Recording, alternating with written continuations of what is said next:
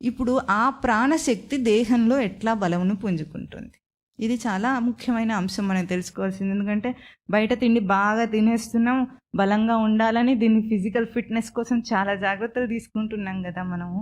మరి physical fitness సరిపోతుందా మనిషి పనిచేయటానికి? సరిపోవట్లేదు.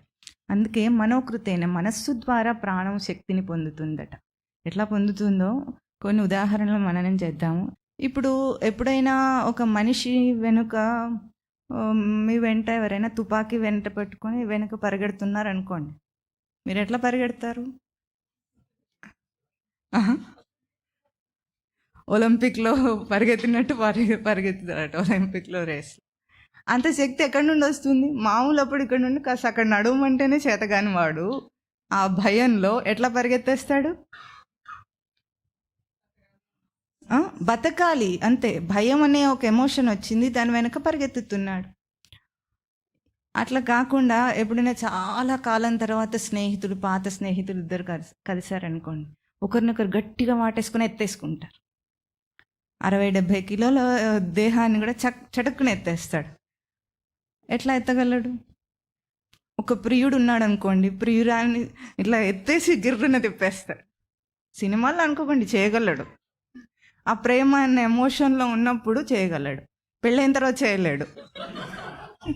పెళ్ళికి ముందు మాత్రమే చేయగలడు. ఎట్లా చేస్తున్నాడు? ఇవన్నీ ఎట్లా జరుగుతున్నాయంటారు? అంటే అదే వ్యక్తికి ఒక గ్యాస్ సిలిండర్ ఎత్తమనండి, ప్రియురాలను ఎత్తినవాడిని ఎత్తలేడు. అమ్మో కుయ్యమర్రా అంటాడు. ఎత్తుతాడా? ఎత్తలేడు. కానీ 60 కేజీల అమ్మాయిని మాత్రం చటుకుని ఎత్తేస్తాడు. అట్లాగే ఇంకొక స్ట్రాంగ్ ఎమోషన్ ఎట్లా ఉంటుంది? భక్తి. భక్తిలో ఉపవాసాలు చేస్తారు చాలామంది. ఎన్ని రోజులు ఉపవాసం చేసినా వాళ్ళకి నీరసం రాదు. ఎప్పుడైనా గమనించారా? చాలా అవలీలగా చేసేస్తారు. అదే ఆ పూట ఎప్పుడైనా తిండి దొరక్క మనిషి ఎక్కడైనా ఇరుక్కుంటే ఒక్క పూటకి వాడికి నీరసం వస్తుంది. కానీ ఈ భక్తి అనే ఎమోషన్లో ఎంత శక్తి వచ్చింది! వారం రోజులు చేస్తారు, నవరాత్రులు చేసేవాళ్ళు ఉంటారు, 40 రోజులు చేసేవాళ్ళు కూడా ఉంటారు. ఎట్లా ఈ శక్తి అంతా వస్తుంది మనిషికి? ఇది జస్ట్ మనస్సు అనుకోవటం మాత్రం చేతనే వస్తుంది. అంటే మనస్సులో ఒక స్ట్రాంగ్ ఎమోషన్ ఉన్నప్పుడు ప్రాణశక్తి వస్తుంది తనకు. ఈ మనస్సులోనే వచ్చే ప్రాణశక్తి వస్తుందని మనకు తెలియకుండా ఈరోజు మనిషి ఎంత తిన్నా, ఎంత ఎనర్జెటిక్ ఫుడ్ తిన్నా, ఎట్లా బాగా ఫిజికల్గా ఫిట్గా ఉన్నా ఎప్పుడు డిప్రెస్డ్గా ఉంటాడు. డల్గా, ఫటీగ్ అంటారు కదా,